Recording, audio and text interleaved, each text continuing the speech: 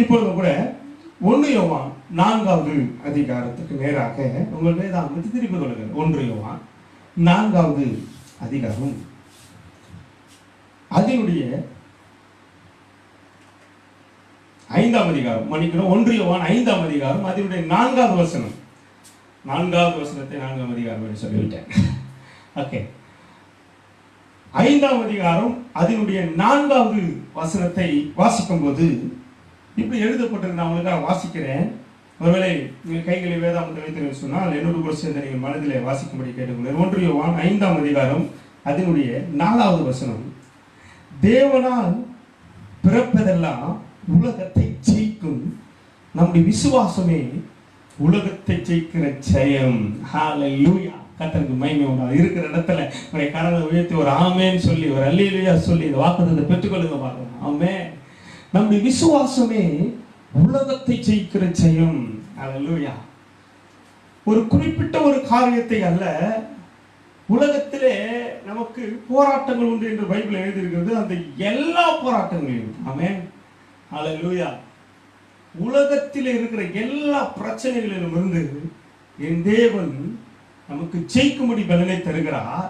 அது எதிலிருந்து உண்டாகிறது சொன்னா ஃபெய்த், விசுவாசத்திலிருந்து அது உண்டாகிறது. நம்முடைய விசுவாசமே உலகத்தை ஜெயிக்கிற ஜெயம். திருச்சபை மக்கள் அறிந்திருக்கிறீர்கள். கடந்த சில வாரங்களாக நான் உங்கள் மத்தியில் விசுவாசத்தை குறித்து நான் போதித்துக் கொண்டிருக்கிறேன். அதில் குறிப்பாக கடந்த வாரத்தில் விசுவாசம் பாகம் 2வது செய்தியில விசுவாச அறிக்கை என்று சொல்லி கடந்த நாட்களில் ஆபிரகாம், மோசே போன்றவர்களை குறித்து நான் உங்களோடு கூட பேசியிருக்கிறேன். இந்த நாட்களில் வாக்குத்தத்த ஆராதனை என்றாலும் கூட அதனுடைய கண்டினியூஸ் இருக்க வேண்டும் என்று சொல்லி அது போல விசுவாச அறிக்கையிட்டவர்களே நான் உங்களுக்கு சொல்ல போறேன். கர்த்தருக்கு மகிமை உண்டாவதாக. பாருங்க, நம்முடைய விசுவாசமே உலகத்தை ஜெயிக்கிற ஜெயம். ஹல்லேலூயா. எத்தனை பேர் நம்புறீங்க? ஆமென். ஒரு காரியத்தை நான் உங்களுக்கு சொல்ல விரும்புகிறேன். இந்த காலவெளியை நான் உங்களுக்கு குழப்பவில்லை, ஆனால் இந்த காலவெளியிலே உங்களுக்கு தெளிவுபடுத்தும்படியாக தான் இதை நான் உங்களுக்கு சொல்லுகிறேன். நன்றாக கவனிங்கள். இந்த உலகத்தை ஜெயிக்கிற ஜெயம், கவனிங்க, ஜபத்தினால் அல்ல. ஹல்லேலூயா. கவனிக்கிறீங்களா? ஆமென். அல்லது பரிசுத்தத்தினால் அல்ல, அல்லது வரங்களினால் அல்ல. இந்த உலகத்தை ஜெயிப்பது எதினாலே என்று சொன்னால் விசுவாசத்தினாலே தான். அல்லேலூயா சொல்லுங்க வாங்கலாம். ஆமென். அப்படியானால் ஜெபமே ஜெயம் என்று நாம் சொல்லுகிறோமே, அப்படியானால் ஒரு மனுஷன் பரிசுத்தமாய் வாழ்ந்தால்தான் தேவனுடைய சமூகத்திலிருந்து வெற்றி பெற முடியும் என்று சொல்லி நாம் அநேக வேதாம பக்தர்களை பார்க்கிறோமே, அதெல்லாம் பொய்யா என்று சொல்லி கேட்டால் அதெல்லாம் பொய் இல்லை. கவனிக்கணும், விசுவாசம் மாத்திரமே என்று நான் சொல்லவில்லை, ஆனால் விசுவாசம் தான் உலகத்தை ஜெயிக்கிற ஜெயம் என்று வேதத்தில் எழுதப்பட்டிருக்கிறது. அப்படியானால் நம்முடைய ஜபத்தில் விசுவாசம் இருக்கணும். அல்லேலூயா. கவனிங்க, நீங்க தவறாய் புரிந்து கொள்ளக்கூடாது. இந்த கால வேளையில தெளிவாய் கர்த்தருடைய ஆவியானவர் உங்களோடு கூட பேசட்டும். ஜபம் முக்கியம். நான் இந்த செய்தி ஆயத்தப்பட்டு கொண்டு வரும்போது நான் இரவெல்லாம் 12 மணிக்கு மேலே தான் நான் போய் தூங்க போனேன். ஜெபித்து ஆயத்தப்பட்டு தான் வந்திருக்கிறேன். அல்லேலூயா. நீங்களாம் தூங்கி எழுந்து வந்து பார்த்துருக்கிறீங்க. ஆனால் நைட்டெல்லாம் நான் தூங்காமல் ஆண்டவருடைய வார்த்தை எடுத்திருக்கிறேன், ஜெபிச்சிருக்கிறேன். அதனால் ஜபம் மிக அவசியமாக இருக்கிறது. ஆனால் கவனிங்கள், ஏன் விசுவாசத்தை கர்த்தர் பிரதானப்படுத்துகிறார்? விசுவாசமே உலகத்தை ஜெயிக்கிற ஜெயம் என்று சொன்னாரே. அல்லேலூயா. அப்படியானால் ஒரு காரியம் இருக்கிறது. என்ன என்று சொன்னால், இயேசு யார் என்று தெரியாத போது நாம் இயேசுவின் இடத்துல ஜெபித்திருக்க முடியாது. பாருங்க, விசுவாசம் என்றால் என்ன? ஆண்டவராக இயேசு கிறிஸ்து இந்த உலகத்தில் எனக்காக வந்தாரே, எனக்காக மரித்தாரே, எனக்காக உயிர்த்தெழுந்தாரே, என் பாவம், என் சாபம், என் வியாதி, என் தரித்திரம், என் சமாதானமின்மை எல்லாவற்றுக்காகவும் அவர் சிலுவையிலே மரித்து அவ்வளவு சுகம், அவ்வளவு ஆசீர்வாதம், அவ்வளவு சமாதானத்தை எனக்கு தந்திருக்கிறார். என் நோய்களை சுகமாக்கி இருக்கிறார். அது இயேசுவின் ரத்தத்தினாலே உண்டாயிருக்கிறது என்று நான் நம்புகிறேனே, அதுதான் விசுவாசம். அப்ப கவனிங்க, அவரை ஏற்றுக்கொள்வதற்கு எது அடிப்படையாக இருந்தது? விசுவாசம். அவரை சொந்த இரட்சகராக ஏற்றுக்கொள்வதற்கு எது அடிப்படையாக இருந்தது? விசுவாசம். ஆக விசுவாசம் இல்லாவிட்டால் நாம் ரட்சிக்கப்பட்டே இருக்க மாட்டோம். அப்போ விசுவாசம் என்கிற ஒன்று தான் நமக்குள்ள அதிகமாக கிரியை செய்கிறது.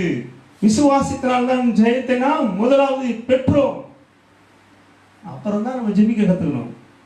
ஆமென்.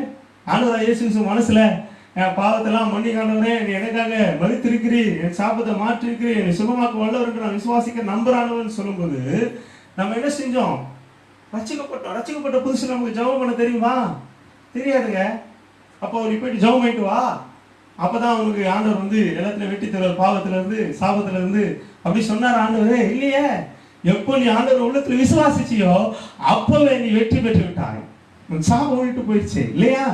மனசுல எவ்வளவு பாரம் வந்தது. இயேசு சொந்த ரட்சகரா ஏற்றுக்கிட்ட உடனே உன் மனசுல இருக்கிற பாரம் போயிடுச்சுல, நிம்மதி வந்துச்சுல. எத்தனை பேர் புரியுது நான் சொல்றது? ஆக ஜெபம் வேண்டாம் என்று சொல்லவில்லை.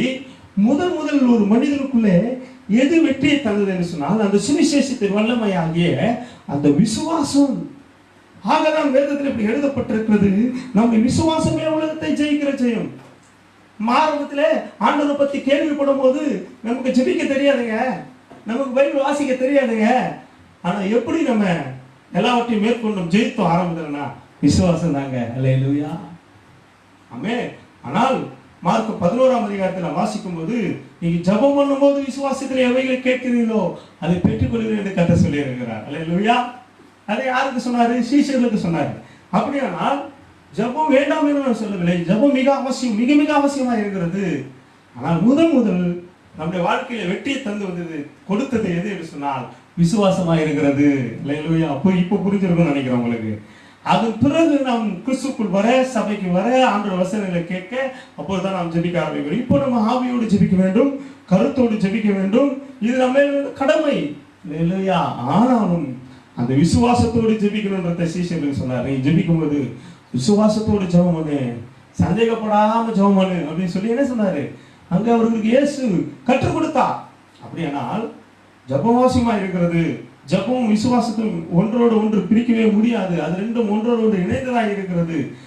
ஜெபம் விசுவாசம் இல்லாம வெறும் ஜெபம் மாத்திரம் கொண்டு வந்தா நம்முடைய வாழ்க்கையில ஒன்று கொண்டு வராது, ஒரு ஜெயத்தை கொண்டு வராது. நம்முடைய வாழ்க்கையில தோல்வியை மாத்திரம் தான் சந்திப்போம் பிரியமானவர்களே. ஆகவே ஆண்டவர் நமக்கு சொன்னார், வசனம் சொல்லப்பட்டிருக்கிறது 1 யோவான் 4ஆவது அதிகாரம் 5ஆம் அதிகாரம் 4ஆவது வசனத்தின்படி நம்முடைய விசுவாசமே உலகத்தை ஜெயிக்கிற ஜெயமாயிருக்கிறது. அல்லேலூயா. நம்முடைய விசுவாசமே உலகத்தை ஜெயிக்கிற ஜெயமாயிருக்கிறது பிரியமானவர்களே. அல்லேலூயா. அப்படியானால் ரட்சிக்கப்பட்ட புதுசுல நமக்குள்ள விசுவாசம் இருந்தது, அந்த விசுவாசம் இப்ப நமக்குள்ள இல்லை. ஜெபிக்கிறோம், விசுவாசம் இல்லைங்க. கடவுளுக்காக ஒரு ஃபேமிலி ஜெபம், சாப்பிடும் போது ஒரு ஜெபம், வெளியே போகும்போது ஒரு ஜெபம், அப்படி பண்ணிட்டு போறோம். ஆனால் ரட்சிக்கப்பட்ட புதுசு ஜெபம்னு என்ன தெரியாது, நம்ம விசுவாசம் இருந்தது பாருங்க. இப்போ ஜெபம்னா நமக்கு என்னன்னு தெரிஞ்சு போச்சுங்க. அப்ப விசுவாசத்தோடு கூட சேர்ந்து அதை ஆக்டிவேட் பண்ணும்போது அது எவ்வளவு பெரிய மகத்தான காரியங்களை தரும். நீங்க பாத்தீங்களா? அல்லேலூயா. ஆக நம்முடைய விசுவாசம் தான் உலகத்தை ஜெயிக்கிற ஜெயமாயிருக்கிறது என்பதை இந்த காலவேளையில் நீங்கள் புரிந்து கொள்ளுங்கள். இங்கே யோவான் எழுதும்போது சில அற்புதமான காரியங்கள் எழுதுகிறார். அதெல்லாம் சொல்லணும், ஆழமான தியாலஜியா மாறிடும் பாருங்க. இங்கே விசுவாசம் என்று சொல்லப்படும் போது விசுவாசம் மாத்திரம் சொல்லவில்லை, வேத வசனத்தை சொல்லுகிறார். 3ஆம் வசனத்துல நாம் தேவனுடைய கற்பனைகளை கை கொள்வதே அவரிடத்தில் அன்பு கூறுவதாகவும் அவருடைய கற்பனைகள் பாரமானவைகள் அல்ல அப்படி சொல்றார். அப்போ அவருடைய கற்பனைகளை கை கொள்ளும் போதுதான் நம்ம என்ன செய்யறோம்? அவரிடத்தில் அன்பு கூறுகிறோம் என்று சொல்லுகிறார். அல்லேலூயா. இன்னும் நீங்கள் தெளிவாய் புரிந்து கொள்ள வேண்டும் என்று சொன்னால் 1வது வசனத்திலிருந்து நான் வாசிக்கிறேன். இயேசுவானவரே கிறிஸ்து என்று விசுவாசிக்கிற எவனும் தேவனால் பிறந்திருக்கிறான். நல்லா நீங்க 4ஆம் வசனம் என்ன சொல்லுகிறது? 1 யோவான் 5ஆம் அதிகாரம் 4ஆம் வசனம், தேவனால் பிறப்பதெல்லாம் உலகத்தை ஜெயிக்கும். அப்போ நீங்களும் நானும் தேவனால் பிறந்திருக்கிறோமா என்று சொன்னால் கவனிங்க, ஒரு வித்து எப்போ உண்டாகிறதோ அப்போதான் பிறப்பு உண்டாகும் பாருங்க. அப்போ ஒரு மனிதன் எப்பொழுது இயேசு விசுவாசிக்கிறானோ அந்த விசுவாசத்தின் வித்து எப்போது அவனுக்கு கடந்து வருகிறதோ அப்பதிலிருந்து அவன் தேவனால் பிறந்த பிள்ளையாய் மாறிவிடுகிறான். அதுதான் 1ஆம் வசனம் அழகாய் சொல்கிறது, இயேசுவானவரே கிறிஸ்து என்று விசுவாசிக்கிற எவனும் தேவனால் பிறந்திருக்கிறான். அப்போ உங்க வாழ்க்கையில வெற்றி பெறணும்னு சொன்னா இயேசுதான் கடவுள் என்பதை உங்கள் வாழ்க்கையை நம்ப வேண்டும். அதை விசுவாசிக்கும் போதே நீங்கள் தேவனால் பிறந்தவனாய் மாறிவிடுகிறீர்கள். நீங்கள் தேவனால் பிறந்தவனாய் மாறிவிடுகிறீர்கள். அநேக நேரங்களில ஒரு பெரிய சாபத்தில் பாவத்தில் இருக்கும்போது திடீரென்று நாம் மனதுக்குள்ள சொன்ன அர்ப்பணித்த ஒரு 5 நிமிடம் ஜெபம் நம்முடைய வாழ்க்கையில ஆசீர்வாதத்தை கொண்டு வருது. காரணம் என்ன தெரியுமா? நான் மனசு ஆண்டவரே மன்னியும் ஆண்டவரே சாபத்தை மாற்றோம், எனக்காக சிலுவையில் ரத்த சிந்தினீரே, நீரே தெய்வமா இருக்கிறேன்னு சொல்லி நாம் விசுவாசித்து சொல்லும் போது நம்முடைய வாழ்க்கையில் ஒரு பெரிய மாற்றத்தை அநேக நேரத்தை நம்ம பார்த்துருக்கிறோம். அது இல்லை என்று நம்மால சொல்ல முடியாது பாருங்க. அப்போ இயேசுவே கிறிஸ்து என்று யார் விசுவாசிக்கிறானோ அவன் தேவனால் பிறந்திருக்கிறான். அப்போ தேவனால் பிறப்புதான் உலகத்தை ஜெயிக்கிறாங்க சொன்னாரு. அப்போ தேவனால் யார் பிறந்தவன்? யார் இயேசுவை விசுவாசிக்கிறானோ அவன் தேவனால் பிறந்தவன். அல்லேலூயா, கர்த்தருக்கு மகிமை உண்டா. தொடர்ந்து வசனத்தை வாசிக்கிறேன். இயேசுவானவரே கிறிஸ்து விசுவாசிக்கிற எவனும் தேவனால் பிறந்திருக்கிறான். பிறப்பித்தவரிடத்தில் அன்பு கூறுகிற எவனும் அவரால் பிறப்பிக்கப்பட்டவரிடத்திலும் அன்பு கூறுகிறான். இப்ப அடுத்து சொல்றாரு, தேவனால் பிறந்தவன் தேவனிடத்தில் அன்பு கூறுகிறான். தேவனால் பிறந்தவன் என்ன செய்வானா? மற்றவரிடத்தில் அன்பு கூறுவானா. அல்லேலூயா, thank you Jesus. அப்போ நம்முடைய விசுவாசமானது எப்படி கிரியை செய்ய வேண்டும் பாருங்க, அன்பினாலே கிரியை செய்ய வேண்டும். அல்லேலூயா. இது இன்னொரு தலைப்பை நான் உங்களுக்கு இன்னொரு நாள் உங்களுக்கு சொல்லி தரேன். ஆனால் நம்முடைய வசனத்தை உங்களுக்கு காண்பிக்க விரும்புகிறேன். கலாத்தியர் 5ஆம் அதிகாரம் அதனுடைய 6வது வசனத்தை வாசிக்கிறேன். கிறிஸ்து இயேசுவினிடத்தில் விருத்த சேதனமும் இல்லாமையும் ஒன்றுக்கும் உதவாது. கவனி, இப்பதான் நீங்க கவனி, அண்டர்லைன் பண்ணுங்க. மறுபடியும் சொல்லுங்க. கலாத்தியர் 5ஆம் அதிகாரம் 6வது வசனம். அந்த வசனத்தின் பிற்பகுதி, 6வது வசனத்தின் பிற்பகுதி வாசிக்கிறேன். அன்பினாலே, கேட்கிறீங்களா? அன்பினாலே கிரியை செய்கிற விசுவாசமே உதவும். சொல்லுங்க, நீங்க இருக்கிறத சொல்லுங்க. அன்பினாலே கிரியை செய்கிற விசுவாசமே உதவும். அப்ப கவனிங்க, அழகாக காலத்தில் எழுதப்பட்டிருக்கிறது. அன்பினால் எப்படி கிரியை செய்யணுன்ற விஷயத்தெல்லாம் நான் உங்களுக்கு சொல்லி தரேன். ஒரு நாள் பாசஸ் மீட்டிங்ல இந்த செய்தியை நான் கொடுத்துருக்கிறேன். நமக்கு வெளியவர்கள் கேட்டது போல நான் இன்னொரு நாள் உங்களுக்கு அந்த சத்தியத்தை சொல்லி தருகிறேன். சரி, 1 யோவானுக்கு நாம் வருவோம். இப்போ 5ஆம் அதிகாரம் 4ஆம் வசனத்துக்கு கர்த்தருக்கு மகிமை உண்டாவதாக. இங்கே நம்ம வாசிக்கிறோம், தேவனிடத்தில் அன்பு கூற வேண்டும். அப்படியானால் விசுவாசமும் அன்பும் ஒன்றாக இணைந்து செயல்படாவிட்டால் நம்முடைய வாழ்க்கையில ஒரு அற்புதங்களை பார்க்க முடியாது. அன்பினாலே கிரியை செய்கிற விசுவாசமே உதவும். ஆமே, உங்களுக்கு இன்னும் தெளிவா புரியணும்னா 1 கொரிந்தியர் 13ஆம் அதிகாரத்துல அன்பை குறித்த ஒரு பெரிய காரியம் அங்க வந்து கொண்டிருக்கிறது. அங்க வரும்போது ஒன்று சொல்லப்பட்டிருக்கிறது, உங்களுக்கு அந்த வாரம் இந்த வாரம் இருந்தாலும் அன்பு உங்களுக்கு இல்லைன்னா ஒன்றும் இல்லை அப்படின்னு சொல்லிட்டு வரும்போது ஒரு காரியத்தை சொல்றாரு, மலைகளை பேர்க்கத்தக்க விசுவாசம் உங்களுக்குள்ள இருந்தாலும் அன்பு இல்லாவிட்டால் ஒன்றும் இல்லை. வாசி பாருங்க, சொல்ல நினைக்கல, பட் உங்களுக்கு புரியலன்னு சொல்லி நான் உங்களுக்கு சொல்றேன். பாருங்க, எங்க சொல்ல 1 கொரிந்தியர்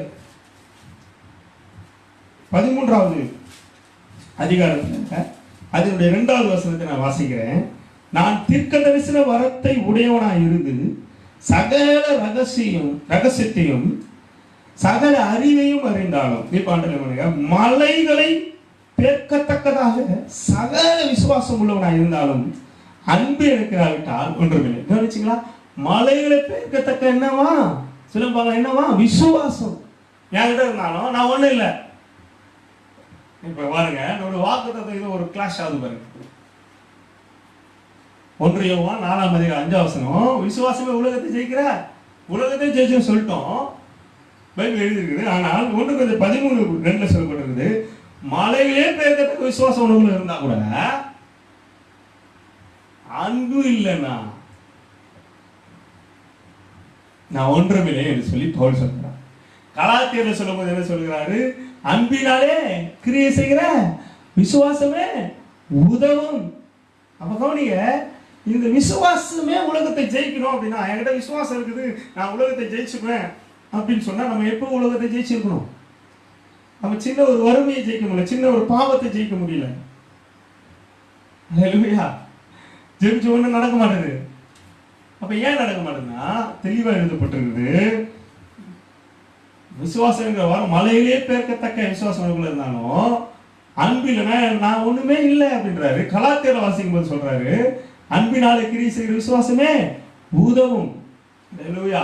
ஒரு வசனம் இப்படி சொல்லி நம்ம எல்லாரும் தெரிஞ்ச வசனம், கிரியை இல்லா விசுவாசம் செத்தது.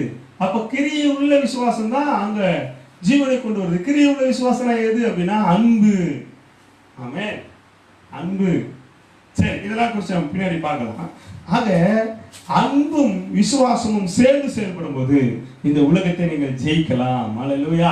அப்போ தேவனிடத்தில் அன்பு கூறுவது எப்படி அன்பு கூற முடியும்னா, நியாயப்பிரமாணங்கள், வேத வசனங்கள், அதை கற்றுக்கொண்டு அதை கடைபிடித்து அதன்படி வாழும் போதுதான் தேவனிடத்தில் அன்பு கூற முடியும்.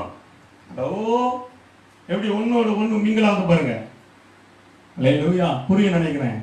வேத வசனம் இல்லையா, வேத வசனத்தின் மூலமாக தான் கற்பனையை கை கொள்வதே அன்பு என்று சொல்லி ஒன்று யோவான் நாம் அடிக்கடி வாசிக்க கூடும். ஆக பிரியமான தேவனுடைய பிள்ளைகளே, நான் உங்களுக்கு ஒரு ரகசியத்தை சொல்லிக் கொடுக்க போறேன். நான் நினைச்சேன் இன்னைக்கு யாரெல்லாம் ஜெயிச்சாங்க விசுவாசத்தினால அது பேசணும்னு நினைச்சேன். ஆனா இன்னைக்கு அதை விட ஆவியானவர் இதை பேசிக் கொண்டிருக்கிறார். அதனால அன்போடு கூட வேத வசனங்களை கை கொண்டு விசுவாசத்துல ஆக்டிவேட் பண்ணுங்க. நீங்க உலகத்தை ஜெயிக்கலாம். வெறும் விசுவாசம் என்று சொன்னால் அது ஒன்றுக்கும் உதவாது பாருங்க. அல்லேலூயா. என்னப்பா எப்படி சொல்றீங்க, என்னங்க பாஸ்டர் சாம் எப்படி சொல்றீங்களே, விசுவாசம் ஒன்று உதவாதுன்றீங்களே? நான் சொல்லுங்க, பைபிள் சொல்லுது. மலைகள் பேர்க்க விசுவாசம் எனக்குள்ள இருந்தாலும் அல்லேலூயா அது என்ன செய்யாது, ஒன்றுக்கும் உதவாது. அல்லேலூயா. மலைகள் பேர்க்க விசுவாசம் எனக்குள்ள இருந்தாலும் நான் ஒன்றுமில்லை என்று சொல்வது 1:13 சொல்வது மாத்திரமல்ல, கலாத்தியர் 5:6 சொல்லும் போது அன்பினாலே கிரியை செய்கிற விசுவாசமே உதவும். இப்ப அன்பு இல்லாம அன்பில கிரியை செய்யாத விசுவாசம் உதவாது. அருமையான தேவனுடைய பிள்ளைகளே, ஆகவே அன்பு எது? தேவனத்தில் அன்பு கூறுவது எது? கற்பனை வேதங்களையும் வேத வசனங்களின்படியும் நடப்பதே கிறிஸ்துவத்தில் அன்பு கூறுவது. ஆகவே அன்பு கூறுதல் வேத வசனத்தின் அடிப்படையில் அன்பு கூறுதல் விசுவாசத்தின் கிரியையாக இருக்கிறது. அதை நீங்கள் செய்யும் போது நீங்கள் விசுவாசத்தை செத்தவர்கள விசுவாச உயிரோடு இருக்கிறீங்க. நீங்க சொல்ல ஆகும். ஆமென். மலைகளை பார்த்து சொன்னா அது பெயர்ந்து போய் சமுதிரத்துல விழுங்க. எப்போ? அன்பினாலே கிரியை செய்யும் போது, வேத வசனத்தை வாசித்து அன்பினாலே கிரியை செய்யும் போது அப்பொழுது விசுவாசம் ஜீவனுள்ளதாக இருக்கும். அல்லேலூயா. இனி நிறைய பேர் விசுவாசம் அல்லேலூயா கர்த்தருக்கு ஸ்தோத்திரம் செத்து போண்டா இருக்குன்னு பாருங்க. சரி, போகணும். கர்த்தருக்கு மகிமை உண்டாவதாக. இப்போ நம்ம வருவோம், 1 யோவான் திரும்ப வருவோம். Thank you Jesus. நம்முடைய விசுவாசமே இப்போ நம்ம எங்க வாசிக்கிறோம்? 1ஆம் வசனத்தை தான் வாசித்திருக்கிறோம் நினைக்கிறேன். 2ஆம் வசனம் வாசித்திருக்கிறோம். நாம் தேவனிடத்தில் அன்பு கூர்ந்து அவருடைய கற்பனையில கை கொள்ளும் போது தேவனுடைய பிள்ளைகளிடத்தில் அன்பு கூறுவோம் என்று அறிந்திருக்கிறோம். அப்போ அன்பு கூறுதல் வரும்போது என்ன சொல்றாருன்னா, மற்றவரிடத்துல அன்பு கூறுவோம் சொல்றாரு பாருங்க. அல்லேலூயா. விசுவாசம் அன்பு இல்லாம கிரியை செய்யாது. மறுபடியும் சொல்றேன், நல்லா எழுதுறதுல பதிச்சு கொள்ளுங்க. விசுவாசமானது அன்பு இல்லாமல் கிரியை செய்யாது. அன்பு எது? வேத வசனம், நியாயப்பிரமாணம், கட்டளை, இதுல கை கொள்வதுதான் அன்பு. சரி, அப்போ அன்புல 2 விதம் இருக்குது. இயேசு சொன்னாரு, என்ன நேசிக்கிறது போல பிறனை நேசி. என்னத்தில் அன்பு கூறுவாயாக பசு சொல்றாரு, அடுத்தது பிறனிடத்தில் அன்பு கூறுவாயாக அப்படின்னு சொல்றாரு. அதேதான் இங்கே சொல்றாரு. 1 யோவான் 5ஆம் அதிகாரத்திலே அதுதான் சொல்றாரு, பிறனிடத்தில் அன்பு கூறணும். அப்போ பிறனிடத்தில் அன்பு கூறாம நம்ம விசுவாசத்தை ஆக்டிவேட் பண்ணா நடக்காது. நான் விசுவாச அறிக்கை செய்யறேன் அப்படின்னு வாயில நீங்க 1000 ஸ்தோத்திர பலி 1000 விசுவாச அறிக்கை சொன்னாலும் ஒன்றும் நடக்காது. அன்பு இல்லைன்னா ஒண்ணுமே நடக்காது. கிறிஸ்து நம்மில் அன்பு கூர்ந்தார் பாருங்க. அது போல நம்ம பிறரிடத்தில் அன்பு கூறணும் பைபிள் எழுதிருக்கு பாருங்க. அருமையான பிள்ளைகளை. ஆகவே அதனாலதான் மன்னிக்கணும். சில நேரத்தில் என்ன பார்த்து சொல்ல உன்னால எப்படி முடியுதுன்னு கேட்பாங்க. எனக்கு தெரிந்தவர்களுக்கு ஒரு சில அந்தரங்க வாழ்க்கையில் பல காரியங்கள் நீங்கள் அறிந்திருப்பீர்கள். சில பேர் ஈஸியா என்னால மன்னிக்க ஈஸி இல்ல, கஷ்டம் தான், ஆனா மன்னிச்சிருக்கிறேன். இல்லையா? முகத்துக்கு முகம் அசிங்கமா பேசுறவங்க எல்லாம் நான் விஷ் பண்ணியிருக்கிறேன், ஸ்தோத்திரம் சொல்லியிருக்கிறேன், வணக்கம் சொல்லியிருக்கிறேன். எப்படி முடியும் அப்படின்னா, நான் ஒரு விஷயம் சொல்றேமா, அன்பினால கிரியை செய்யற விசுவாசம் தாங்க உலகத்தை ஜெயிக்கும். அன்பு நான் தேவனிடத்தில் அன்பு கூறுறேன், முதலாவது காரியம். 2வது காரியம், கண் காண்கிற இடத்துல அன்பு கூறுறேன். அதே 1 யோவான்ல இப்படி எழுதியிருக்கிறது, காண்கிற நம்முடைய சகோதரத்தில் அன்பு கூறாமல் போனா காணாமல் இருக்கிற தேவத்தில் அன்பு கூறுவது எப்படி? அல்லேலூயா. பிரியமானவர்களே, நீங்கள் தேவனிடத்தில் அன்பு கூற வேண்டும் என்று சொல்லி விரும்புகிறானால் காண்கிற சகோதரத்தில் அன்பு கூறுங்கள். உங்களில் சிறியவர்களுக்கு உதவிகளை செய்யுங்கள். அல்லேலூயா. கண்டு காணாத போல இருக்காதீங்க. கர்த்தருக்கு மகிமை உண்டாவதாக. சரி, ஆக இப்படி ஒன்றோடு ஒன்று இணைந்து செயல்படும் போதுதான் விசுவாசம் ஒரு பெரிய ஆசீர்வாதத்தை நமக்கு கொடுக்கிறதா இருக்கிறது. சரி, 3ஆம் வசனம், நாம் தேவனுடைய கற்பனையை கை கொள்வதே அவரிடத்தில் அன்பு கூறுவதா. பார்த்தீங்கன்னா நேரத்தில் சொல்லும் பாருங்க, நாம் தேவனுடைய கற்பனையில கை கொள்வது அவரிடத்தில் அன்பு கூறுவது. அன்பினாலே பிறந்தவன் தான் உலகத்தை ஜெயிப்பான்னு 1ஆம் அதிகாரத்தில் எழுதப்பட்டிருக்கிறது. 4ஆம் அதிகாரத்தில் எழுதப்பட்டிருக்கு, விசுவாசமே உலகத்தை ஜெயிக்கிற செய்யும். 1ஆம் அதிகாரத்தில் அன்பினாலே அன்பு தான் உலகத்தை ஜெயிக்கிற செய்யும். அப்ப யார் தேவனிடத்தில் அன்பு கூறுகிறவன் என்று சொன்னால் அவருடைய கற்பனையில கைக்கொள்வதே அன்பு என்று சொல்லி 3ஆம் வசனத்தில் எழுதப்பட்டிருக்கிறது. அவருடைய கற்பனைகள் பாரமானவைகள் அல்ல என்று 3ஆவது கடைசி பகுதி சொல்கிறது. 4ஆம் வசனம் நாம் ஏற்கனவே படித்திருக்கிறோம். தேவனால் பிறப்பதெல்லாம் உலகத்தை ஜெயிக்கும். நம்முடைய விசுவாசமே உலகத்தை ஜெயிக்கிற ஜெயம். தேவனால் பிறப்பதெல்லாம் உலகத்தை ஜெயிக்கிற ஜெயம், நம்முடைய விசுவாசமே உலகத்தை ஜெயிக்கிற ஜெயம். அப்படினால் இந்த 4ஆம் வசனம் புரிந்து கொள்ள வேண்டுமானால் 1ஆம் வசனம் நம்ம படிக்க வேண்டும். அதான் உங்களுக்கு படிச்சுக்காங்க. தேவனால் பிறப்பதெல்லாம் உலகத்தை ஜெயிக்கிற ஜெயம். அப்போ யார் தேவனால் பிறக்கிறவன்? 1ஆம் வசனம் சொல்லப்பட்டிருக்கிறது. விசுவாசிக்கிறவனே, இயேசுவே கிறிஸ்து என்று விசுவாசிக்கிறவன் எவனும் தேவனால் பிறந்திருக்கிறான். அப்படியானால் விசுவாசிப்போம். அந்த விசுவாசமே உலகத்தை ஜெயிக்கிற ஜெயமாய் இருக்கிறது. அல்லேலூயா, கர்த்தருக்கு மகிமை உண்டாவதாக. குதிரைகள் யுத்த நாளுக்காக ஆயத்தமாக்கப்படும். ஜெயம் யாரால வருது? கர்த்தரால வருது. ஆமென். விசுவாசம் தான் உலகத்தை ஜெயிக்கிற ஜெயம். குதிரை மேல யாருடைய விசுவாசம் இல்லை, நம்பிக்கை இல்லை. அல்லேலூயா, கர்த்தருக்கு மகிமை உண்டாவதாக. ஆக விசுவாசம் இந்த உலகத்தை ஜெயிச்சிடலாம். எபிரேயர் 11ஆம் அதிகாரம் திருப்பிக் கொள்ளுங்க. நேரம் போயிடுச்சு நினைக்கிறேன். சரி, சில காரியங்கள் மாத்திரம் சொல்லி நம்ம எபிரேயர் 11ஆவது அதிகாரம். விசுவாச வீரருடைய பட்டியல் அதில் எழுதப்பட்டிருக்கும், உங்களுக்கு நான் தெரியும். ஓகே, சில வசனங்களை வாசிக்கிறேன். 33ஆவது வசனத்தை நான் வாசிக்கிறேன். விசுவாசத்தினாலே அவர்கள் ராஜ்யங்களை ஜெயித்தார்கள். கவனிச்சீங்களா? விசுவாசத்தினாலே அவர்கள் ராஜ்யங்களை ஜெயித்தார்கள். பிரியமானவருடைய பிள்ளைகளே, என்னுடைய வாக்குத்தத்தம் என்ன? விசுவாசமே உலகத்தை ஜெயிக்கிற ஜெயம். அப்படியானால் இங்க பாருங்க, விசுவாசத்தினால அவர்கள் ராஜ்யங்களை ஜெயிச்சாங்களாம். யாரு அப்படின்னா இந்த 11ஆம் அதிகாரத்தில் சொல்லப்பட்ட எல்லாருமே அப்படிதான். ஆனா முந்தைய வசனங்களை நான் வாசிக்கிறேன். 32ஆவது வசனம், எபிரேயர் 11:32. பின்னும் நான் என்ன சொல்லுவேன்? கிதியோன், பாராக், சிம்சோன், யெப்தா, தாவீது, சாமுவேல் என்பவர்களையும் தீர்க்கதரிசிகள் குறித்து நான் விவரம் சொல்ல வேண்டுமானால் காலம் போதாது. விசுவாசத்தினாலே அவர் ராஜ்யங்களை ஜெயித்தார்கள். நான் சொன்னேன், இந்த கிதியோன், பாராக், சிம்சோன், யெப்தா, தாவீது, சாமுவேல் வாசிச்சோமே, இதெல்லாம் பத்தி நான் இப்ப சொன்ன நேரமே பத்தாது. இவங்க எப்படி ஜெயிச்சாங்களாம்? எதை ஜெயிச்சாங்களா? ராஜ்யங்களை ஜெயிச்சாங்களாம். விசுவாசத்தினால் எதை ஜெயிச்சார்கள்? ராஜ்யத்தை ஜெயித்தார்கள். விசுவாச போதனையை தொடர்ந்து நாம் பார்த்து கொண்டிருக்கிறோம். பாகம் 2 பார்த்து விட்டோம். இது வாக்குத்தத்தம் 6ஆவது கூட இணைந்து நம்ம அதோட தொடர்ச்சி 3ஆவது பாகமாக நாம் பார்த்து கொண்டிருக்கிறோம். கவனிங்க, நம் கர்த்தர் சித்தமாக வரக்கூடிய நாட்களில் இந்த எபிரேயர் 11ஆம் அதிகாரத்தில் எழுதப்பட்ட அனைத்து விசுவாச வீரர்களுடைய விசுவாசத்தையும் கற்றுக்கொள்ள தேவன் நமக்கு கிருபை தருவாராக. கர்த்தருக்கு மகிமை உண்டாகட்டும். கவனிங்க, விசுவாசத்தினாலே அவர்கள் என்ன செஞ்சாங்கன்னா உலகத்தை ஜெயித்தார்கள். 33ஆம் வசனம், விசுவாசத்தினாலே அவர்கள் ராஜ்யங்களை ஜெயித்தார்கள். ஆமென், ராஜ்யங்களை ஜெயித்தார்கள். கவனிங்க, நீதியை நடப்பித்தார்கள், வாக்குத்தத்தங்களை பெற்றார்கள், சிங்கங்களின் வாய்களை அடைத்தார்கள், அக்கினியின் உக்கிரத்தை அவித்தார்கள். கவனிக்கிறீங்களா? தானியேல் எடுங்க, நம்ம எல்லாம் தெரியும். தானியேல் அக்கினி உக்கிரத்தை அடைத்தார்களாம், சிங்கங்களின் வாய்களை அடைத்தார்களாம். அல்லேலூயா. எதனால? விசுவாசத்தினால. விசுவாசம் தாங்க உலகத்தை ஜெயிக்கிற ஜெயம். ஒரு ஒரு ஒரு நேபுகாத்நேச்சார் ராஜாவுடைய அந்த அந்த சிங்கங்களை தோற்கடிச்சு ராமன் சொல்லுங்க பார்க்கலாம். அந்த ராஜ்யத்துல காலங்காலமா நிறைவேற்றப்பட்டு வந்த அந்த தண்டனை, அந்த காரியத்தை அவங்க ஜெயிச்சாங்க பாருங்க. அல்லேலூயா, கர்த்தருக்கு ஸ்தோத்திரம். வாசிக்கலாம். தானியேல் நமக்கு தெரிஞ்ச காரியம் என்றாலும் கூட இதனால் இந்த விசுவாசத்தை தூண்டும்படியாக நான் இவரை வாசிக்கிறேன். இதை நாம் படித்து கொண்டிருக்கிறோம். தானியேல்ல நீங்க வாசித்து பாருங்க. கர்த்தருக்கு மகிமை உண்டாவதாக. விசுவாசத்தினாலே அவர்கள் என்ன செஞ்சாங்களா? அக்கினியை அவித்தார்களாம். பாருங்க, தானியேல் 3ஆம் அதிகாரத்தை முதல்ல திருப்பி கொடுங்க. Thank you Jesus. தானியேல்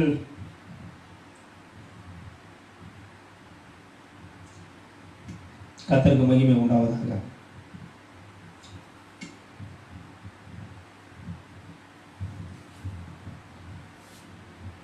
அவருடைய விசுவாசம் தானியேலை குறித்து பார்க்கலாம். 6ஆம் அதிகாரம், தானியேல் 6ஆம் அதிகாரம். ஹல்லேலூயா. 22ஆம் வசனத்துல சிங்கங்களின் வாயை கட்டி போட்டார் என்று எழுதப்பட்டிருக்கிறது. சரி, வாசிக்கலாம். வாசிக்கிறேன், கவனிக்கலாம். தானியேல் 6ஆம் அதிகாரம் 22 மற்றும் 23வது வசனத்தை வாசிக்கிறேன். சிங்கங்கள் என்னை சேதப்படுத்தாதபடிக்கு தேவன் தம்முடைய தூதனை அனுப்பி அவைகளின் வாயை கட்டி போட்டார். அது என்னவென்றால், அவருக்கு முன்பதாக நான் குற்றமற்றவனாய் காணப்பட்டேன், ராஜாவாகிய உமக்கு முன்பாகவும் நான் நீதி கேட்டு செய்ததில்லை என்றான். அப்பொழுது ராஜா என்னில் மிகவும் சந்தோஷப்பட்டு தானியேலை கேபிலிருந்து தூக்கிவிட சொன்னார். அப்படியே தானியேல் கேபிலிருந்து தூக்கிவிடப்பட்டான். அவன், கவனி, இதுதான் முக்கியம், அண்டர்லைன் பண்ண வேண்டிய வசனம், அவன் தன் தேவன் பேரில் விசுவாசித்திருந்தபடியால் அவனில் ஒரு சேதமும் காணப்படவில்லை. அல்லேலூயா. கவனிச்சீங்களா? சிங்கத்தை ஜெயிச்சாங்க. சிங்கம் கூட சண்டை போட்டு ஜெயிக்க முடியுமாங்க மனுஷனால? பயிற்றுவிக்கப்பட்ட சிங்கம் கூட சண்டை போடலாம், அதை ஏமாத்தலாம். அல்லேலூயா. ஆனால் காட்டுக்குள்ள இருக்கிற சிங்கத்துக்கிட்ட யுத்தம் பண்ண முடியுமா? அல்லது பசியில, இங்க இந்த கலாச்சார சூழ்நிலை என்ன, தவறு செய்தவர்களை சிங்கங்கள் போடுறதுனா அது பசியோடு கூட அந்த சிங்கங்கள் இருப்பாங்க. அங்கே போடும்போது அவங்க என்ன செய்யும், வேட்டையாடி சாப்பிடும். அப்போ கவனிங்க, அந்த சிங்கத்தை வாயை கட்டி போட்டார். அல்லேலூயா. எப்படின்னா, அவனே வேதமே எப்படி சொல்லுகிறது, அவன் தன் தேவன் பேரில் வைத்திருந்த அவன் தன் தேவன் பேரில் விசுவாசித்திருந்தபடியா அவனில் ஒரு சேதமும் காணப்படவில்லை. அல்லேலூயா. இனி நான் சொல்றேன், விசுவாசம். அல்லேலூயா. எத்தனை சிங்கமானாலும் எத்தனை அசிங்கமானாலும் நீங்கள் விசுவாசத்தினால ஜெயிப்பீர்கள். அது சைனாவில இருந்து வேற ராஜ்யத்தில் வந்த வியாதியாக இருக்கலாம், அல்லது அது வேற எந்தவித காரியமாக இருக்கலாம். எந்த ராஜ்யத்தினுடைய வல்லமைகளையும், எந்த ராஜ்யத்தினுடைய கிரியைகளையும், எந்த ராஜ்யத்தினுடைய வைரஸ்களையும் நீங்கள் விசுவாசத்தினால் ஜெயிக்கலாம். ஏன் தெரியுமா? தேவன் வாயை கட்டி போடுவோம். ஆமென். நான் சொல்றான், தேவன் பேரை வைத்திருந்த விசுவாசத்தினாலே ஒரு சேதமும் அவனுக்கு காணப்படவில்லை என்று வேதம் பறை சாட்டுகிறது. பிரியமானவர்களே, சிங்கத்தை ஜெயித்தார்கள், ராஜ்யத்தை ஜெயித்தார்கள். அல்லேலூயா. நான் சொல்றேன், உங்கள் விசுவாசம் உலகத்தை ஜெயிக்கும். அல்லேலூயா. கர்த்தருக்கு மகிமை உண்டாவதாக. ஆண்டவர் சொன்னாரு, நிறைய வசனங்களை விளக்கி காட்ட முடியும், நேரம் போகிறபடினாலே நான் கடந்து செல்ல விரும்புகிறேன். கர்த்தருக்கு மகிமை உண்டா. உலகத்திலே உங்களுக்கு உபத்திரம் உண்டு, ஆனாலும் திடன் கொள்ளுங்கள், நான் உலகத்தை ஜெயித்தேன். விசுவாசம் உலகத்தை ஜெயிக்கிறது. நான் உங்களுக்கு சொல்றேன், ஆண்டவர் உலகத்தை ஜெயிச்சிருக்கிறாரு. அல்லேலூயா. ஆண்டவர் என்ன செஞ்சிருக்கிறாரு? உலகத்தை ஜெயித்திருக்கிறார். அதை நான் விசுவாசிக்கிறேன். அல்லேலூயா. என் இயேசு இந்த உலகத்தை ஜெயித்திருக்கிறார். அவரை விசுவாசிக்கிறதுனால நான் ஒரு பிள்ளையா இருக்கிறேன். அவர் ஜெயிச்சதுல எனக்கு பங்கு உண்டு. அல்லேலூயா. இப்படி சொல்றேன், அவர் எனக்காக, அவர் பிள்ளையா நான் இருக்கிறதுனால அவர் எனக்காகவே ஜெயிச்சாரு. அல்லேலூயா. எத்தனை பேர் நம்புறீங்க? அவர் இயேசுவை கிறிஸ்து என்று விசுவாசிக்கிறவனுடைய பிள்ளையா இருக்கிறான். அவனால் பிறந்தவனாய், தேவனால் பிறந்தவனாய் இருக்கிறான் என்று வேதத்தில் எழுதப்பட்டிருக்கிறது. அப்படியானால் அவர் உலகத்தை ஜெயித்திருக்கிறார். அவருடைய பிள்ளையாய் நான் இருக்கிறேன். அதை விசுவாசிக்கிறேன் அப்படின்னா நான் அவருடைய பிள்ளையா இருக்கிறேன். ஆமென். மறுபடியும் சொல்லுகிறேன், கவனிக்கிறது. அல்லேலூயா. இயேசுவே கிறிஸ்து என்று யார் விசுவாசிக்கிறானோ அவன் அவரால் பிறந்தவனாய் இருக்கிறான், பிள்ளையாய் இருக்கிறான் என்று சொல்லி நாம் வாசித்தோம். 1 யோவான் 5ஆம் அதிகாரம் 1வது வசனத்தில். அப்படியானால் இயேசு உலகத்தை ஜெயித்திருக்கிறார். இயேசு உலகத்தை ஜெயித்திருக்கிறார். அதை நான் விசுவாசிக்கிறேன். அப்படினால நான் இயேசுவால் பிறந்திருக்கிறேன். அல்லேலூயா. ஆமென். அப்போ அவர் என்னுடைய தகப்பனா இருக்கிறாரு. அவர் ஜெயிச்சு எதுல ஜெயிச்சாரோ அந்த ஜெயத்தை நான் கொண்டாடுகிறவனா இருக்கிறேன். அந்த ஜெயத்துல நான் விடுதலை உள்ளவனாய் வாழ்ந்து கொண்டிருக்கிறேன். அந்த ஜெயத்துல நான் சுகமானவனாய் வாழ்ந்திருக்கிறேன். அந்த ஜெயத்துல நான் தரித்திரமே நான் வாழ்ந்து கொண்டிருக்கிறேன். அந்த அவர் பெற்றுத்தந்த அந்த ஜெயத்துல, அவர் பெற்றுத்தந்த அவர் பிள்ளைகளாகிய எனக்காக, நமக்காக அவர் பெற்றுத்தந்த அந்த ஜெயத்திலே நான் மகிழ்ச்சியோடு சுகமாய் வாழ்ந்து கொண்டிருக்கிறேன். அல்லேலூயா. ஆமென். ஆமென். அதான் விசுவாசம். அவர் உலகத்தை ஜெயித்திருக்கிறார். நான் அதை விசுவாசிக்கிறேன். விசுவாசிக்கும் போது நான் ஒரு பிள்ளையாய் மாறுகிறேன். ஆக அவர் எனக்காக உலகத்தை ஜெயிச்சு வச்சிருக்கிறாரு. பாருங்க, என் அப்பா ஒரு விஷயத்தை ஜெயிச்சு வச்சிருக்கிறாரு. அல்லேலூயா. நான் போயிட்டு உதாரணத்துக்கு உங்களுக்கு இன்னும் புரியும்படி சொல்றேன். என்னுடைய தகப்பன் எனக்கு ஒரு பெரிய வீட்டை கட்டி வச்சுட்டாரு. முதல்ல ஒரு ஓலை குடிசையில் இருந்தேன், இப்போ ஒரு பெரிய வீட்டை கட்டி வச்சுட்டாரு வச்சுங்களேன். இப்போ போய் நான் குடிசையில் போய் வாழ முடியாது பாருங்க. அல்லேலூயா. அப்போ நம்ம முன்னாடி குடிசையில் தானப்பா இருந்தோம் அப்படின்னு சொல்லிட்டு நான் போய் குடிசையில் இருந்தேன்னா அது நல்லா இருக்குமா? ஏன்னா அப்பா சொல்லுவாரு, முதல்ல குடிசையில் இருந்தோம்னா இப்போ நல்ல வீட்டை கட்டிட்டோம், அதனால நீ குடிசையில் இருக்கக்கூடாது, நான் கட்டுந்தே உனக்காக தானடா, உனக்கு சொந்தண்டா, ஆமைன்னு சொல்லுங்க பார்க்கலாம். அப்போ பிரியமான தேவனுடைய பிள்ளைகளே, அவருடைய பிள்ளைகளாகிய நாம் அவர் ஜெயித்து கொடுத்ததில்லை, அவர் பெற்றுத்ததை சுகமாயும் வாழ்ந்து கொண்டிருக்கிறோம். ஹல்லேலூயா. இது மிக எளிது பாருங்க. விசுவாசத்தினால உலகத்தை, விசுவாசம் உலகத்தை ஜெயிக்கிற புதுசா ஜெயிக்க போறதில்ல, அவர் ஜெயிச்சு வச்சுட்டாரு. அந்த ஜெயத்துல ஜாலியா கொண்டாடுவோம். அப்படியே சில வெற்றி சில தோல்விகள் நம்ம தேடி வந்தாலும் அப்பா ஜெயிச்சிருக்கிறார்ன்றத சொல்லுவோம், ஓடிடும் எல்லாம். ஹல்லேலூயா. கர்த்தருக்கு மகிமை உண்டாவதாக. நேரம் மிக கடந்து போய்விட்டது என்று சொல்லி நினைக்கிறேன். ஆண்டவருடைய வார்த்தை கேட்டுக்கொண்டிருக்கிற நீங்கள் ஆசீர்வதிக்கப்பட்டவர்கள். ஹல்லேலூயா. கர்த்தருக்கு மகிமை உண்டாவதாக. ஆக அங்க சொல்லப்பட்ட அவர்கள் ராஜ்யங்களை ஜெயித்தார்கள் என்று சொல்லப்பட்ட அநேக காரியங்களில ஒரு காரியம் நான் சொல்லி அதை நான் முடிச்சிடுறேன். கொஞ்சம் நேரமானாலும் பொறுத்துக்குங்க, நேரம்லாம் ஆகாது, அதுக்குள்ள நான் முடிச்சிடுறேன். 1 சாமுவேல் வாங்க. நமக்கு தெரிந்த ஒரு பகுதி தான். ஏற்கனவே நான் இதை சபையில் பேசியிருக்கிற, ஒருவேளை புதிதாக கேட்கறதுக்கு இது மிக பிரயோஜனமாக இருக்கும் சொல்லி நான் நம்புகிறேன். தாவீது கோலியாத் அந்த சம்பவத்தை எடுத்துக்கங்க. தாவீது கோலியாத் இப்போ விசுவாசத்தினால உலகத்தை ஜெயித்தார்கள். இந்த தாவீது யாரை ஜெயித்தான்? கோலியாத்தை ஜெயித்தான். கோலியாத்தை ஜெயிச்சதுனால அந்த தனி மனிதனை ஜெயிக்கலாம, பெலிஸ்தியருக்கே ஜெயிச்சுட்டான். இல்லையா சொல்லுங்க பார்க்கலாம். சரி, அது நமக்கு தெரியும். கோலியாத் என்கிற ஒரு அரக்கன், ஒரு ராட்சசன் மாதிரி அவன் உருவம் இருக்கு பாருங்க. அவன் 40 நாள் காலையும் மாலையும் பயன்படுத்திக்கிட்டே இருந்தான். எல்லாம் பயந்து ஓடுவார்கள். ஆனால் இவன் யுத்தத்துக்கு பழக்கம் இல்லாதவன் என்றாலும் கூட, ஒரு சிறுவனாக இருந்தாலும் கூட, அவன் அங்க நின்று அவன் பேசுகிற அந்த வார்த்தையை பாருங்க. ஓ பிரைஸ் காட். கர்த்தருக்கு இதை எப்பொழுதுதான் படிக்கணும், அப்பொழுது நாவில் நான் பலன் அடைந்திருக்கிறேன். இன்றைக்கு நான் உங்கள் மத்தியில் நான் பகிர்ந்து கொள்ள விரும்புகிறேன். கர்த்தருக்கு மகிமை உண்டாவதாக. 1 சாமுவேல் 17வது அதிகாரத்தில் வாசிக்கும் போது தன்னுடைய சகோதரர்களுக்கு உணவு கொடுக்கும்படியாய் அவன் வருகிறதை நாம் பார்க்கிறோம். அல்லேலூயா. உணவு கொடுக்கும்படியாய் அவன் வருகிறதை பார்க்கிறோம். ஆனால் அங்க வந்தபோதுதான் தெரிகிறது, ஒரு பெரிய உயரமும் ஒரு பெரிய பலசாலியான மனிதன் வழக்கமாக வளர்வதை காட்டிலும் அதிகமாய் வளர்ந்திருக்கிறான். 17ஆம் அதிகாரம் 1ஆம் வசனத்துல நீ வாசித்து பார்த்தீங்கன்னு சொன்னால் அவனுடைய அளவு எல்லாம் எழுதப்பட்டிருக்கிறது. கர்த்தருக்கு மகிமை உண்டாவதாக. அவ்வளவு உயரமும், அப்படி ஒரு ராட்சச பிறவியை போல ஒரு மனிதன். அவனை பார்த்து எல்லாம் பயந்து ஓடுவதை பார்க்கிறான். 2வது அவன் கண்ட ஒரு காரியம் அவனுக்குள்ளே ஒரு உந்துதலை ஏற்படுத்தியது. என்ன தெரியுமா? தேவனை அவன் தூசித்ததை அவன் பார்த்தான், தேவனை நிந்தித்ததை அவன் பார்த்தான். ஆனால் பொறுக்கவே முடியல. உடனே சவுல் ராஜா கிட்ட ஓடி போய் சொல்றான், நான் போய் யுத்தம் பண்றேன்னு சொல்லும் போது உண்மையாக சவுல் ராஜா சிரித்திருப்பான்.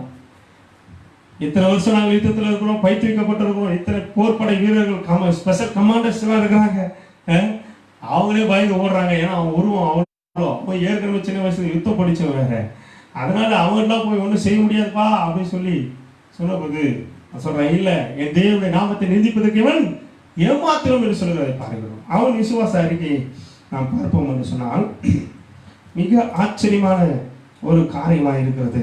கர்த்தருக்கு மகிமை உண்டாவதாக. 46வது வசனத்தை நான் வாசிக்கிறேன், 45லிருந்து நான் வாசிக்கிறேன். அதற்கு தாவீது, சரி 43வது வசனத்தை வாசிக்கிறேன் பாருங்க. பெலிஸ்தியன் தாவீதை பார்த்து, நீ தடிகளோடு என்னிடத்தில் வர நான் நாயா என்று சொல்லி அவன் தன் தேவர்களை கொண்டு தாவீதை சபித்தான். பின்னும் அந்த பெலிஸ்தியன் தாவீதை பார்த்து, என்னிடத்தில் வா, நான் உன் மாம்சத்தை ஆகாயத்து பறவைகளுக்கும் காட்டு மிருகங்களுக்கும் கொடுப்பேன் என்றான். கவனிங்க, அவன் மிகப்பெரிய உருவம் உள்ளவன். தாவீது ஒரு சின்ன தாவீதா இருக்கிறான், குட்டி பையனா இருக்கிறான். இப்ப பாருங்க, இவர் பெரிய உருவத்துல, பயங்கரமான உருவத்துல இருக்கிறான். இவன் சொல்றான், நீ என் கிட்ட வா, உன்னை நான் கொண்டு ஆகாயத்தை பார்த்து காட்டு மிருகங்களுக்கு போடுவேன் அப்படின்னு சொல்றான்.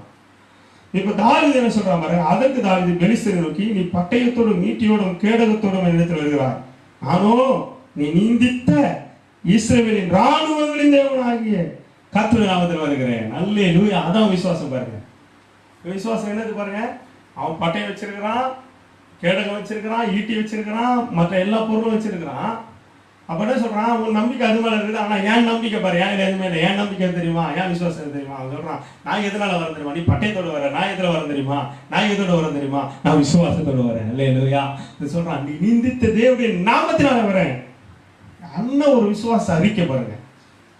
விசுவாச அறிக்கை தான் நம்ம பார்த்தோம் கடந்த ஞாயிற்றுக்கிழமை. இன்னைக்கு தாவீது அது கூட நீங்க ஆட் பண்ணிக்க.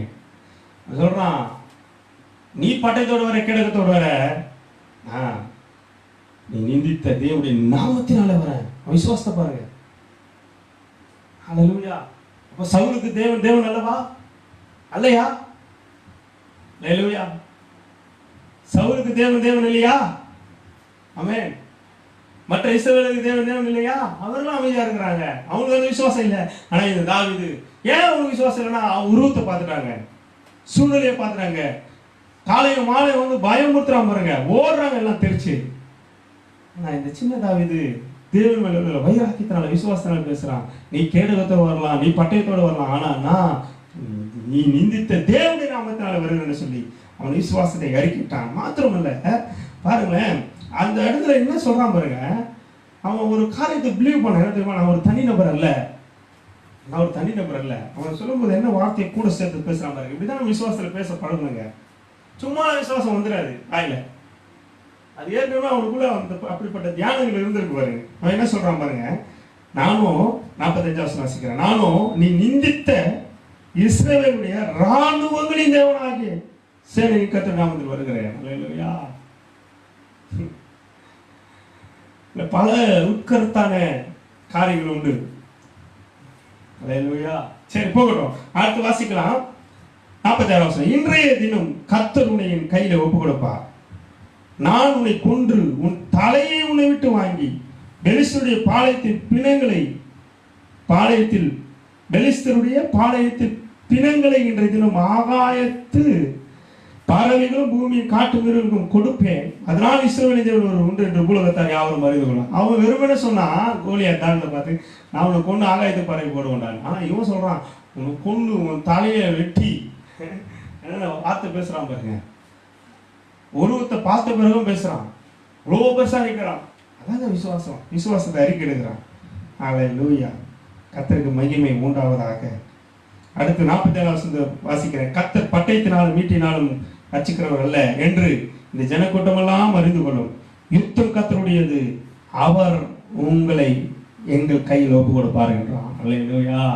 என்ன அருமையான ஒரு விசுவாச அறிக்கை, என்ன ஒரு அருமையான விசுவாசம் அவனுக்குள்ள இருக்க பாருங்க. அடுத்து பாருங்க 48 வாசிக்கிறேன். அப்பொழுது அந்த பெலிஸ்தன் எழும்பி தாவீதுக்கு எதிராக கிட்டி வருகையில் தாவீது தீவிரமா அந்த சேனைக்கும் அந்த பெலிஸ்தனுக்கும் எதிராக ஓடி. அல்லேலூயா. தூரம் இருந்து பேசினேன், கிட்ட வரதான் தெரியுது அவன் உண்மையான உருவம். அவ்வளோ பெருசா இருக்கிறான். அவன் புறமுதுக காட்டி ஓடி போயிடல. அவன பாருங்க, எதிராக தாவீதுக்கு எதிராக ஓடுறான். வா யுத்தம் பண்ணலாம் அப்படின்னு ஓடுறான் பாருங்க. எந்த நம்பிக்கையில போனாங்க அவன் சரீர பலத்தையா? சரீர பலமே இல்லைங்க அவனுக்கு. சவுலோட ட்ரெஸ் கூட அவனுக்கு செட் ஆகலைங்க. விசுவாசத்துல போகிறான். வா அவனை கொல்லுவேன் சொல்லி விசுவாசத்துல அவன் பேசுறது பார்க்கிறோம். அவன் எதிராக ஓடுகிறான். நான் சொல்றேன், உனக்கு சரீரத்துல பலனே இல்லாம இருக்கலாம், உன் சத்துரு உன்னை விட பலன் அதிகமா எதிரானவனா இருக்கலாம். அதனால புறம் இது காட்டி ஓடுனா உனக்குள்ள அவிசுவாசம் இருக்குது. அல்லேலூயா. விசுவாசத்தோடு எதிர்கொள். அவன் நீ தான் ஜெயிப்ப. உனக்குள்ள இருக்கிற விசுவாசம் பெரிய அரக்கன் கோலியாத்தை ஜெயிக்க வைக்குங்க. ஆமென். அல்லேலூயா. சரி பாருங்க, அவன் தன் நடை பக்கத்தில் இருக்கிற கல்லை எடுத்தான், சுருட்டி அடித்தான் என்றெல்லாம் நாம் நல்லா வாசிக்கிறோம் வேதத்துல. அல்லேலூயா. கர்த்தருக்கு மகிமை உண்டாவதாக. கையில பட்டயம் கூட இல்லைங்க. ஓடி போய் அவனுடைய பட்டயத்தை எடுத்து அவன் தலையை வெட்டினான். ஆக இப்படி அநேகர் இந்த உலகத்தை ஜெயித்திருக்கிறார்கள், உலகத்தின் ராஜ்யங்களை ஜெயித்திருக்கிறார்கள். சொன்னால் நேரம் போதாதாக இருக்கிறது. ஆக இன்றைக்கு நான் உங்களை பார்த்து சொல்கிறேன், உங்களுடைய விசுவாசமே உலகத்தை ஜெயிக்கிற ஜெயம். உலகத்தையே ஜெயிக்குங்க, உலகத்தையே ஜெயிக்குங்க. அல்லேலூயா. எத்தனை பேர் நம்புறீங்க? அல்லேலூயா. அல்லேலூயா. 2 ராஜ்யங்களை வாசித்து பாருங்க. பஞ்சம் பட்டினி எல்லாம் சாவுறாங்க, அடைக்கப்பட்டிருக்கிறது, கதவு அடைக்கப்பட்டிருக்கிறது. ஆமென். அல்லேலூயா. நீ விசுவாசித்தீங்கன்னா நான் சொல்றேன், நீங்க சாவதில்லை, திருப்தியா புசிப்பீர்கள். அல்லேலூயா.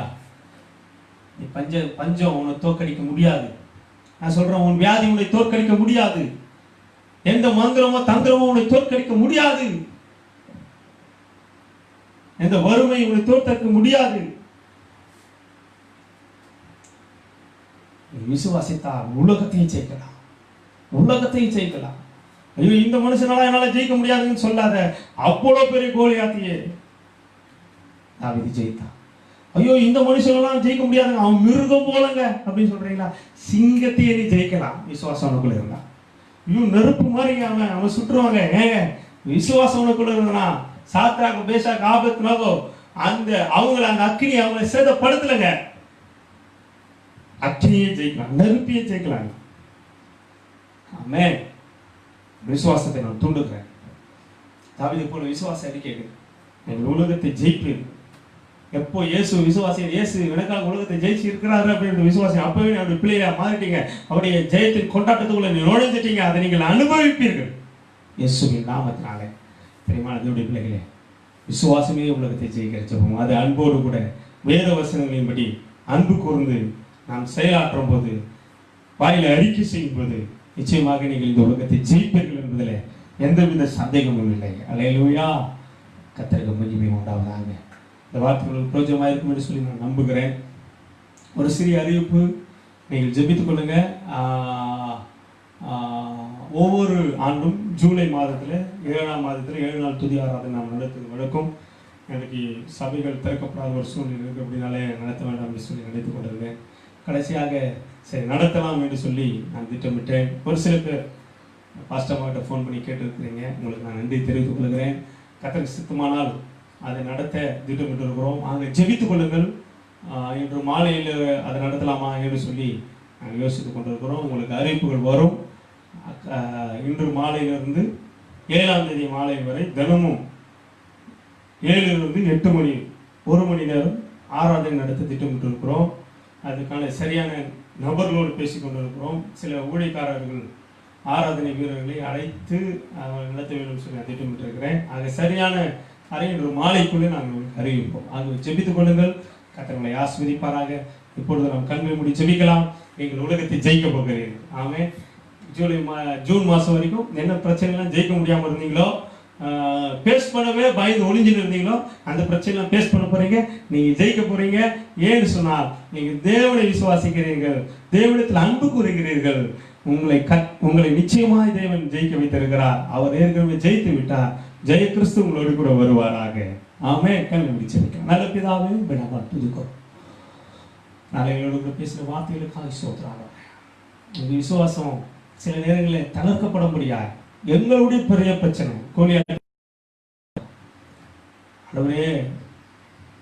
எங்களால் மேற்கொள்ள முடியாத சில இயற்கைக்கு அப்பாற்பட்ட காரியங்கள், ஆக்கினை, சிங்கம், இதெல்லாம் எங்களால் மேற்கொள்ள முடியாதப்பா எங்கள் மாம்ச பலத்தில். ஆனால் விசுவாசத்தினால் எங்களால் மேற்கொள்ள முடியும்னு எனக்கு கற்றுக் கொடுத்துருக்கிறீங்க ஆண்டவரே. அதற்காக நன்றி. இந்த பிள்ளைகள் விசுவாசம் உள்ளவர்களாய், விசுவாசத்தை அறிக்கிட்டவர்களாய், இயேசுவை அறிக்கை செய்தவர்களாய் ஆண்டவரே பிள்ளைகளாய் மாறட்டும். ஆண்டவரே ஜெயத்தை பெற்றுக்கொள்ளட்டும் என்று சொல்லி நாங்கள் ஆசீர்வதிக்கிறேன்ப்பா. ஹல்லேலூயா, ஹல்லேலூயா. இந்த மாதம் முழுவதும் உடைய பிள்ளைகளுடைய தேவையை சந்திப்பீராக. ஆண்டவர் வாடகை வீட்டில் இருப்பார்களானால் வாடகை கட்டுவதற்கு தேவையை சந்தியும். ஆண்டவரே அப்பா உமக்கு ஸ்தோத்திரம். ஆண்டவரே இந்த மாதம் முழுவதும் அவருடைய பிரயாணங்களில் கூட இருக்கிறோம்.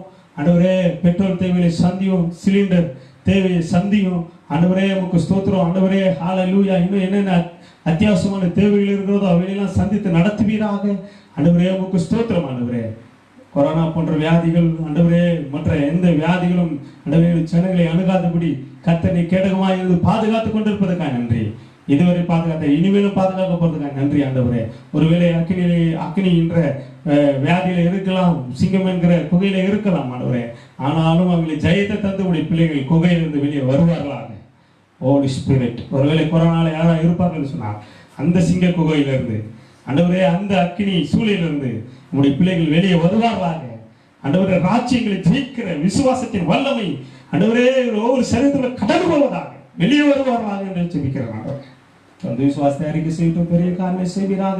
இந்த மாதம் முழுவதும் கூட இருப்பதை, கூட இருந்து ஜெயத்தை தருவதை உங்களுடைய பிள்ளைகள் காண்பார்களாக. ஆளுகைக்குள்ள ஒப்பு கொடுத்து ஜெபிக்கிறேன் ஜீவனுள்ள நல்ல பிதாவே.